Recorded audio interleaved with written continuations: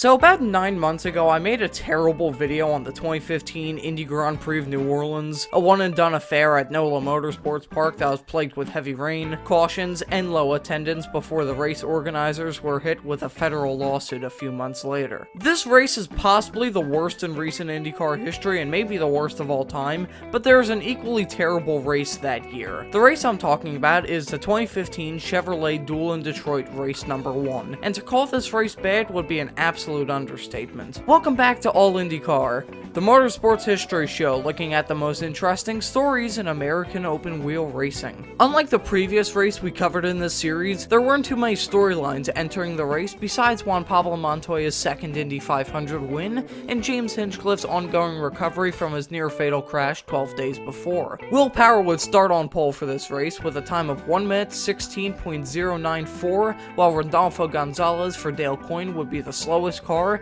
nearly 6 seconds behind Will. With the heavy rains, IndyCar officials would add the option of the race being called after 2 hours or 70 laps, whichever came first. After the pace laps were over, the race got started and was surprisingly clean. For a bumpy, narrow street track in the rain, you expect everyone to have some crunched carbon fiber after lap 1, but that wouldn't be the case as the field made it through the first 2 laps cleanly. Takuma Sato had taken the lead from Will Power and was pulling away. Unfortunately for Sato, the yellow would come out as Rodolfo Gonzalez spun off of turn 2. Thankfully, there wasn't any debris on the track, so the race restarted on lap 5, and the race got underway for about 10 seconds. Stefano Coletti would make a fairly idiotic move into turn 1, going 3 wide with James Shakes and Tony Kanaan. This went about as poorly as you'd expect, with Tony Kanaan and Graham Rahal sustaining severe damage to their cars, rendering Rahal out of the race and Kanaan into the pits with suspension damage. With the lengthy caution, a dry line began to form, so teams began to ponder whether it was time to put on some dry tires. Marco Andretti, Connor Daly, Luca Filippi, Jack Hawksworth, and Gabby Chavez would take the risk, and when the green flag came out, the gamble paid off for most of them as they began to move through the field. Charlie Kimball was an outlier as he put on the alternate, softer tires, but for Charlie, it didn't pay off too well. Going through turn 2, Kimball had lost it and slammed into the outside wall, bringing out the third caution of the day. Despite Kimball's slick gamble not paying off, the field would file into the pits during the following full course yellow. Marco Andretti would get the lead as a result and control the ensuing restart on lap 18. Joseph Newgarden and Takuma Sato would make contact in turn 7,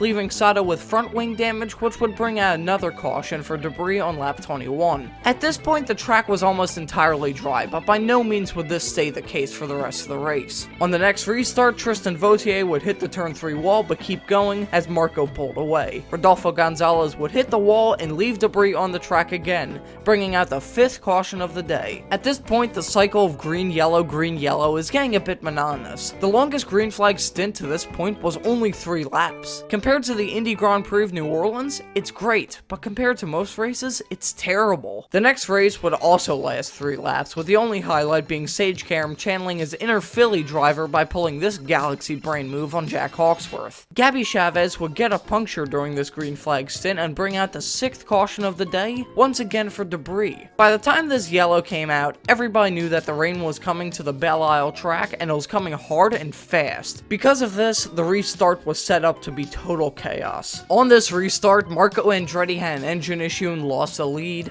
A bunch of drivers would file into the pits for rain tires before the rain had even started. There would be some close quarters racing, nearly a crash with Juan Pablo Montoya and Will Power. Newborn babies were getting thrown into wood chippers. Okay, maybe not that last one, but it was chaos. Marco Andretti stayed out a lot longer than the rest of the field, but would then come into the pits on lap 40. Carlos Munoz will inherit the lead on his set of slicks, but would pit later that lap. However, everybody else had that same idea too, and he exited the pits with the lead still. The heavy rains came around lap 43, but as the rain encroached the Belle Isle circuit, lightning came too. On lap 47, the yellow flag would be thrown for lightning, and the rain got significantly harder. During this yellow, Luca Filippi stuffed his car into the turn 1 wall, and the red flag was soon thrown. After a short red flag, IndyCar officials decided to call the race. Carlos Munoz would get Honda's first IndyCar win of the 2015 season, and the first of his IndyCar career. Marco Andretti would be an agonizing second after leading the most amount of laps that day,